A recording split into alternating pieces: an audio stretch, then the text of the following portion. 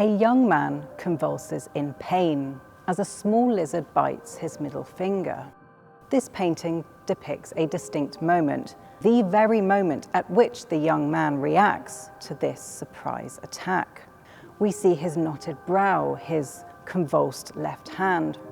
We see the tendons in his right hand seize up as the lizard sinks its teeth into his finger.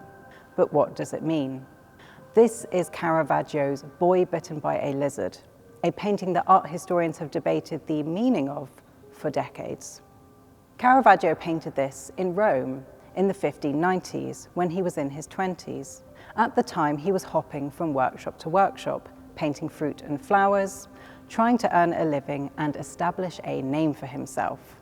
In the Renaissance era, still life painting did not have the same prestige as figure painting. But here, Caravaggio does something different by combining the two. The still life aspect of the painting bleeds into the figure painting via the lizard's bite. We have all of the hallmarks of still life painting in the foreground: the glossy ripe cherries, sweet-smelling jasmine, and a perfectly positioned pink rose. And while it was not out of place for creatures such as lizards to feature in still life paintings, by making the lizard do something, Caravaggio introduces movement and narrative into his painting. Put simply, Caravaggio brings still life to life. Art historians have focused on different aspects of the painting in order to discern its meaning. For some, the painting is a study of extreme emotional expression. The chiaroscuro effect that Caravaggio is famous for, the extreme contrast between light and dark, accentuates the way the young man's muscles contract in pain across his face. For others, the painting is allegorical, meaning it has a hidden meaning. The lizard has been interpreted as a punishment for some sort of transgression.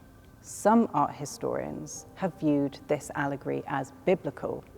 After all, a lizard is not far off from a serpent, and in the Bible, Adam and Eve are expelled from paradise because Eve listens to the serpent and not God. The painting has also been interpreted as a vanitas, a still life painting in which the objects warn the viewer to be watchful of traits like pride or hubris. By depicting impermanent worldly pleasures, such as fruit and flowers, sometimes with early signs of decay, and sometimes alongside a human skull, Vanitas paintings were designed to encourage humility in the viewer by making them aware of their own mortality. Where there is youth, there is old age, and where there is life, there is certain death. Here, the youth appears somewhat incredulous, as if he is being taught a life lesson. Hidden amongst the fruit and flowers, where there is pleasure, there is also pain. The finger the lizard bites has also been commented on, the digitus impudicus, the middle finger, a gesture that people have used to insult one another since ancient Greece. Here, though, it is not the youth doing the insulting. Rather, he is the one being insulted. In the act of recoiling, the youth's shoulder has become exposed. For some art historians, there is something distinctly homoerotic about the depiction of this young man. Even in this moment of pain, he has full parted lips, rosy cheeks, and a rose tucked behind his ear, his bare muscular shoulder now conveniently on show. This is a moment that shouldn't be erotic, but there is an evident sensuality in the young man's reaction. In Boy with a Basket of Fruit, the young man offers a bounty of fruit to the viewer. Though his expression, parted lips and head tilted back, makes us wonder if this is the only thing on offer. Even Caravaggio's self-portrait, Sick Young Bacchus, has a coy erotic charge to it, as if he were soliciting the viewer. Biographical records tell us that Caravaggio often painted portraits of himself in the mirror in his early career. Could this be a self-portrait? The young man's eyes are fixed on something.